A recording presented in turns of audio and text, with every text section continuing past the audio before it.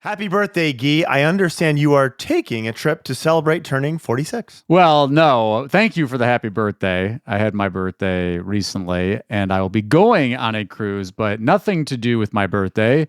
We're going on a cruise because my kids love to cruise, and it will be midwinter break. And so we'll be hitting the wild water slides. Welcome to the Sacalaxis family going cruising on Lake Michigan in February. Right. The rates are amazing. What else are we talking about besides my birthday? As usual, Guy and Conrad will be talking about the news. We have a short news segment this time. We're going to go over, has internet killed the TV radio star, based on Guy's watching of NFL football during January. And finally, what you have all been waiting for, and what I hope my mother never listens to, my origin story. How did I end up doing this for what's turning into my third decade? Music! Money makes a world go round. Welcome to Lunch Hour Legal Marketing, teaching you how to promote, market, and make fat stacks for your legal practice. Here on Legal Talk Network.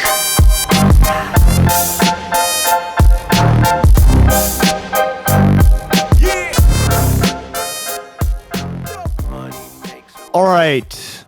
First, the news.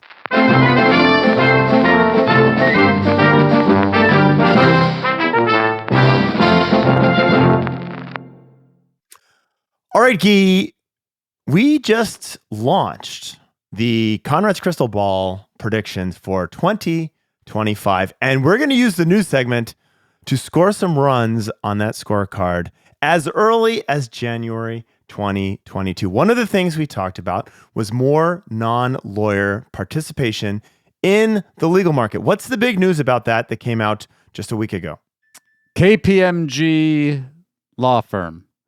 And, ABS has been a topic. We've been talking, in fact, when this was announced, I was going back through old episodes. We've been talking about alternative business structures in legal for a long time. Arizona is a jurisdiction. I think that's the jurisdiction that is KPMG will be starting out in. They actually launched this in Australia as well, and it didn't perform as expected. A lot of interesting issues. I think for me, look, our audience tends to be smaller law firm business owners as compared to, say, KPMG. And I don't think that we're going to see KPMG competing with plaintiff trial lawyers in 2025. But, big but, this is the here comes everybody. And when this money gets into when you got a KPMG media buy competing in your local market, you better find a way to stand out. You better find a way to position against it. Mm-hmm. You said you don't see it moving into PI, and I'm going to broaden that to mean overall consumer-facing law. Do you see this as a move into corporate law and not consumer-facing law? Yeah, I think the initial play for KPMG is they're like, look, we've got all these clients that we're doing tax and other consulting work for. We should be providing legal for them. That's where it's going to start. Will they? KPMG, I don't think will ever go into consumer law personally. I could be wrong, but this will open the door for other shops to follow suit. Whether it's consulting firms, private equity firms, non-lawyer entities will be following this very closely. And we're already seeing that's already happening, right? The money is already coming in. I think the difference is like right now it's like there are these firms that are like financed by private equity. And I think you're going to start seeing private equity owned law firms. So interestingly, that are direct to consumer. I was thinking about this KPMG, and I had a conversation about, do they go into like the obvious upsell of their existing clients? That seems like a pretty simple thing. But the people at KPMG are, and not just KPMG, but these kind of name brand MBA consultancies, they're pretty smart and strategic, right? And I do think there's a possibility that a firm like that looks at a frequently poorly run, and completely unconsolidated industry like, let's say, immigration law. I'm pulling that out of the air right now, and sees that as a big opportunity to come in and run something that's both large and well efficiently run. Assuming that they can make enough money, right? Because that's the other part of this is that, I don't know I'd be curious if you have experience. I know some folks online have been posting that they are very familiar with the KPMG model, but they're billing lawyers probably their billable hours probably like $1,000 an hour, $500 an hour. Just making things up here. We'd love to hear more about it. But the other angle on this, though, is that at least this is how it was pitched. This is how this ABS stuff was pitched in general. Is it's supposed to open up access to justice types of opportunities for businesses to serve that latent segment of the legal market who, otherwise is not getting legal help because they either can't afford the, current marketplace of lawyers. Does KPMG do that? I don't think so. But does it open the door? Does it start to get people thinking about it more so? Yes, I think it's hard to argue that it's not at least some tailwind in the direction of, more options in the legal marketplace. Legal.amazon.com. You heard it on Lunch Hour Legal Marketing first. Now, coming back to our theme of talking about how brilliant we are, the other thing that we anticipated for 2025, and we're already right on, was consolidation of law firms. What happened in consolidation of law firms just yesterday? You tell me, Conrad. You seem to know more about this story than I do, so I'm going to toss the ball back to you. Sweet James purchased Atlanta personal injury firm Jen Gore. Jen Gore, incidentally, was the winner, narrowly edged out Seth Price from Blue Shark for the most legal marketing conferences attended in 2024. But Sweet James and Jen Gore Cuthbert are now one.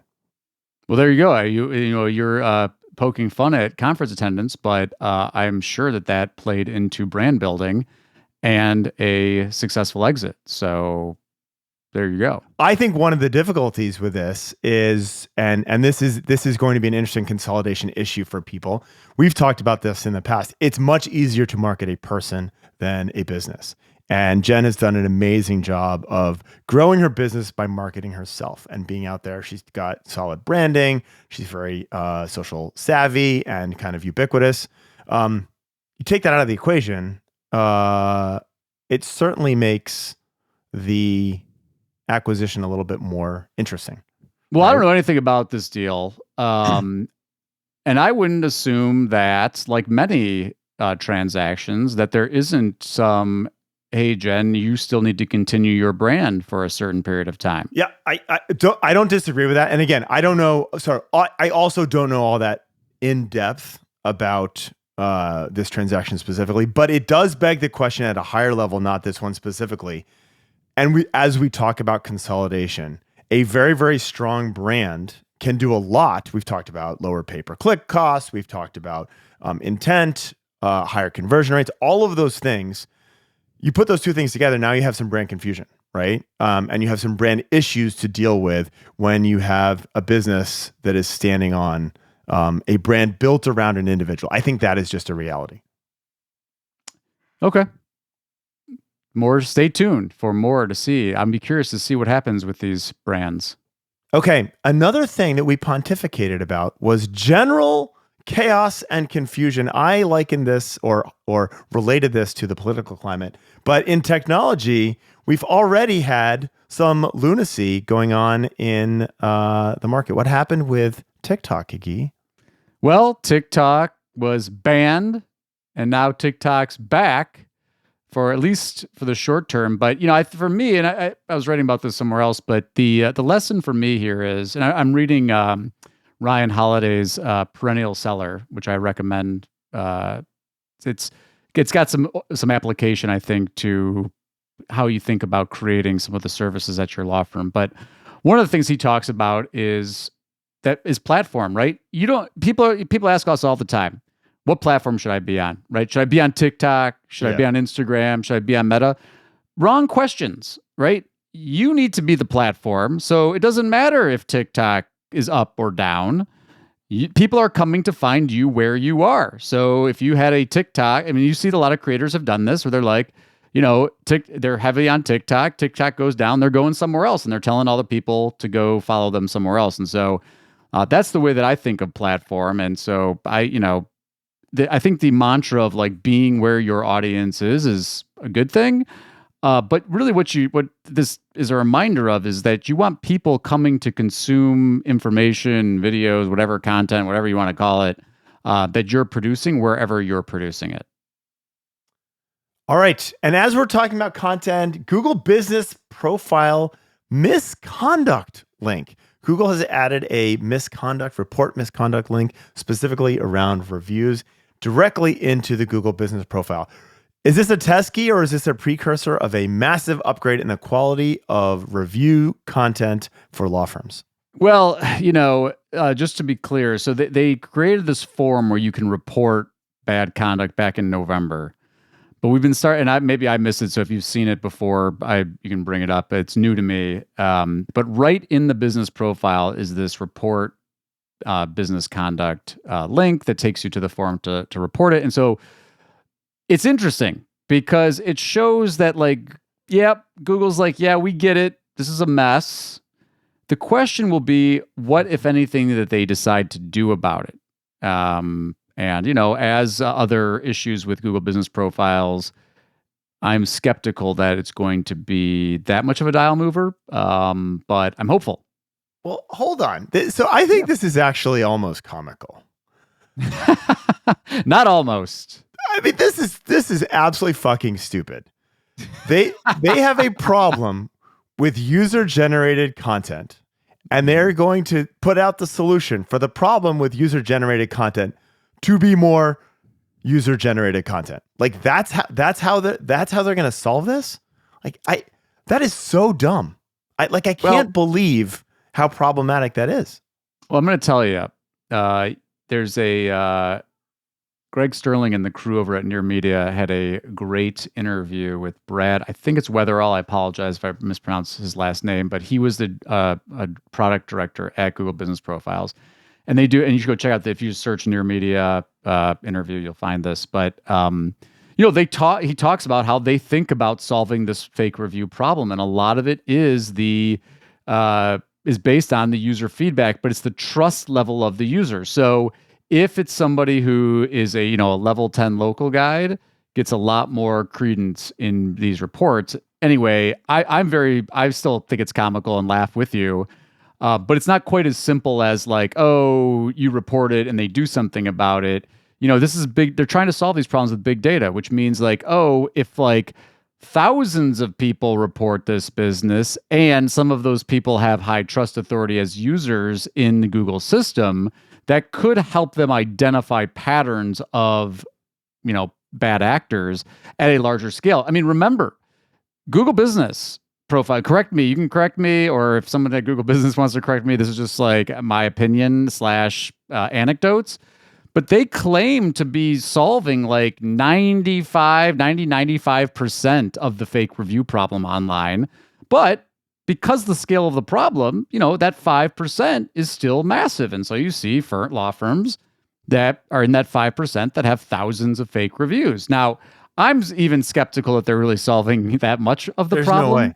I mean, that's the company line. If you have solved 95% of the problem, that means you've identified 100% of the problem to even make that claim, which they clearly haven't. That is an absurd comment. Well, they probably model, right? They're probably modeling like, we believe the problem is this big and we're solving this much of it, but they could be wrong on both of those accounts. Anyway, too much about this. Yeah.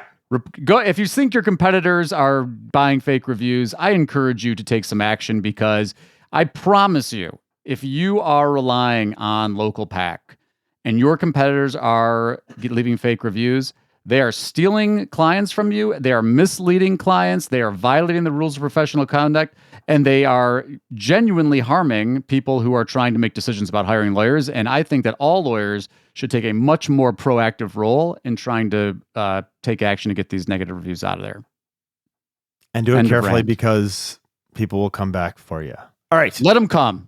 All right. Bring it on, baby. Suspend my profile again. Yeah. Oh, yeah. So we may revisit this when we learn more about what happened to Guy's attorney sync profile. All right. If you happen to be watching us on YouTube, please like and subscribe. Keep the conversation going. Leave us a comment. We will reply. We might even feature your comment on our next episode. And we are going to dive into Conrad's origin story. If you missed the magic cauldron that created Guy in our last episode, I will make sure there's a link down there. All right. So sadly, as many listeners know, my Detroit Lions were kicked out of the playoffs by the Washington Commanders. And 2 weeks ago, as I was watching the Lions play the Minnesota Vikings, I was noticing the personal injury law firm ads that were playing during Sunday Night Football. And I wrote this up on LinkedIn. Couple of the points that I wanted to talk about here. Statista, which is a data site, suggested that a 30-second TV ad during the broadcast of an NFL Sunday Night Football game for the 2023-24 season was around $882,000. Now, it was brought to my attention that was an outlandish amount of money. Statista's probably reporting on national TV buys, and these local law firms are probably just buying some local affiliate type of media buys. But a 30-second spot, still tens of thousands of dollars. In fact, I was very grateful that David Vicknair, who is an attorney who buys local TV media, chimed in and said that, they're probably spending closer to I think he said around $15,000. Anyway, point being that that's still, in the grand scheme of things, for a lot of advertisers, a lot of money for a media buy for 30 seconds. Now, my issue had nothing to do with actually the cost or anything like that, or I'm not. Offline media works great. It's a great brand builder. You're doing saturation marketing. You're trying to be the go-to person. You want to get the jingle in people's names. You want to do the branded phone number. Stuff works. There's a reason why it's so expensive and why lawyers still buy it. It's why they buy billboards and buy a lot of other offline media.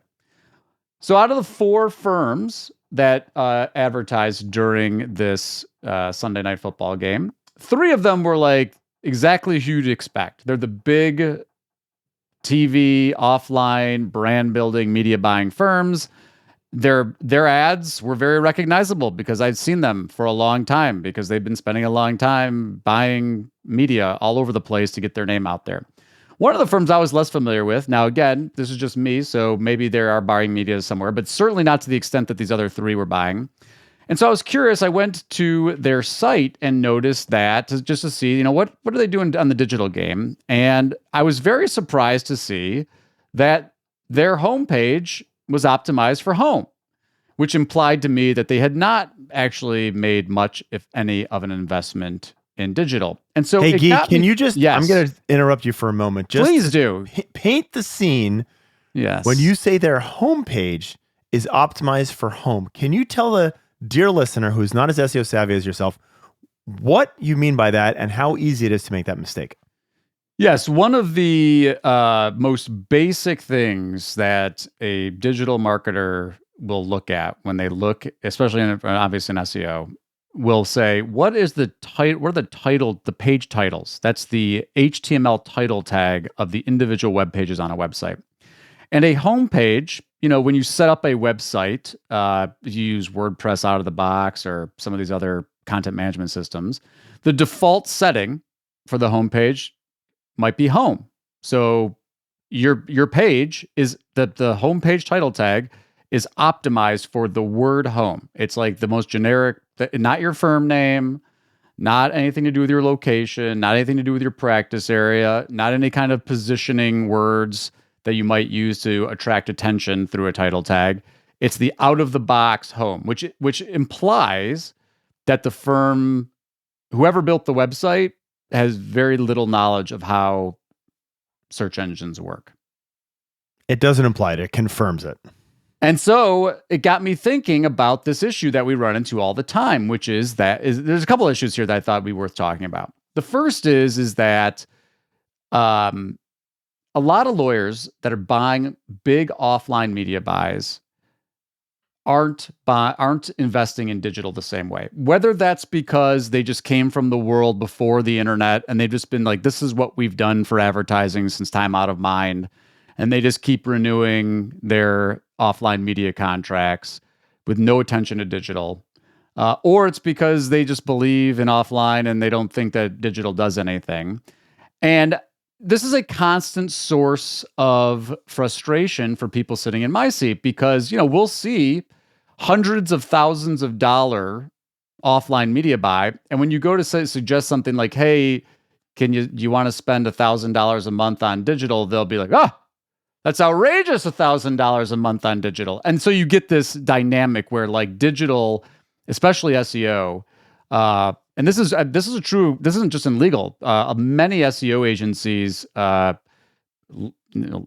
and cry at the same time about this issue of the offline media percentage of budget being so much more than the online. And my point is this: just knowing what I know, you don't have to reallocate much. Just take 10%, 5% of that offline media budget and put it on digital. And let me show you the difference of what it can do. And I'm not even talking about a strategic change. I'm not trying to compare brand to direct response.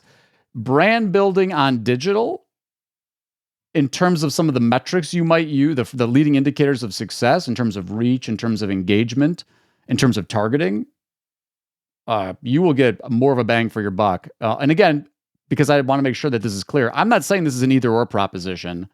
I'm just observing how interesting it is that there is this often imbalance between investments offline and investments online. Conrad, what do you think about the offline-online conversation?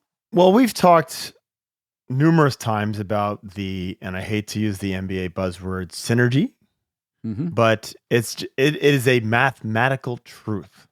When you are running multiple channels, offline or online, they work in tandem and they all improve. And when you overload one at the expense of another, and you're getting that out of balance, they stop working as well, right? So you could, whether you're talking about your pay-per-click budgets, which will get higher click-through rates and higher conversions because of the recognized brand, like all of these elements do tend to work together. You can have direct response, you can have brand building. This is the rising tide lifts all boats. And so one of the things, the funny thing is, as we were doing the pre-show for this, one of my concerns in covering this topic is most of the people who are spending a lot of money on offline and ignoring digital, most of them are probably not listening to Lunch Hour Legal Marketing Podcast, which is about digital marketing.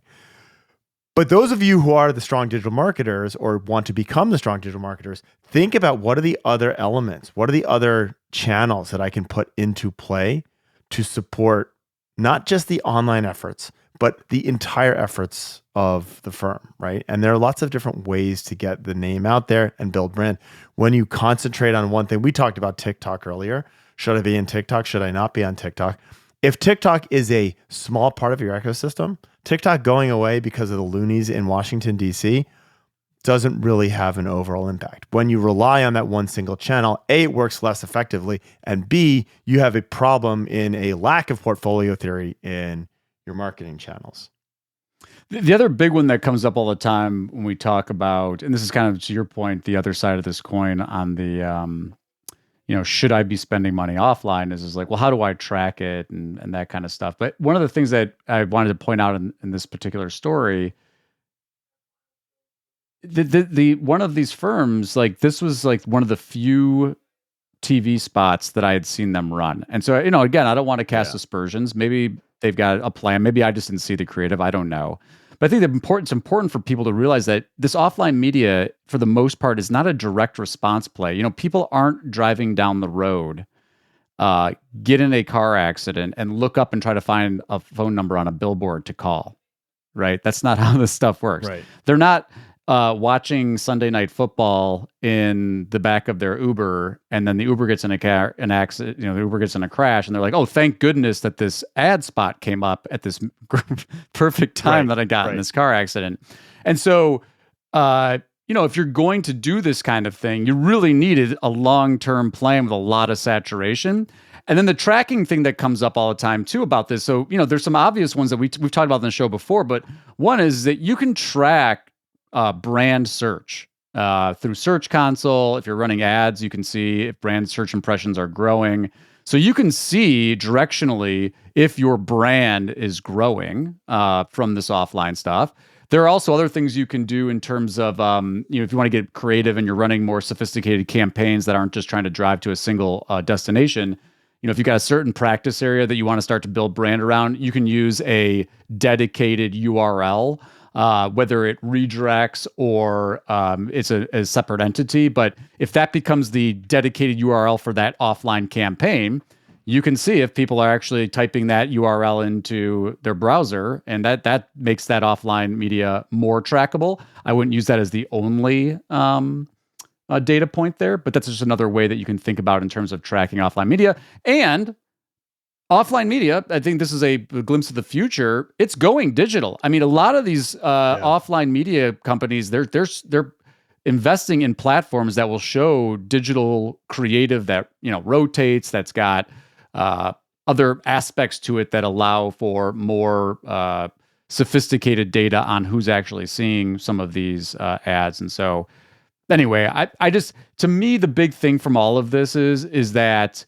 even for folks that are at home that are, you're an offline and online buyer, go look at what your budget allocation is for your offline versus online. You know what, Guy? It's interesting. It is 10 years since my email got flooded during the Super Bowl from people who were watching Jamie Casino's absolutely batshit crazy Super Bowl ad. Now, that was a localized advertisement, but that was one of the first times that lawyers had been advertising at this level. And now it's something that's happening multiple times, multiple law firms in a game. We really have come quite a long way. Money makes a it makes a world go round. Money makes a world go round. Yeah, money make a world go round.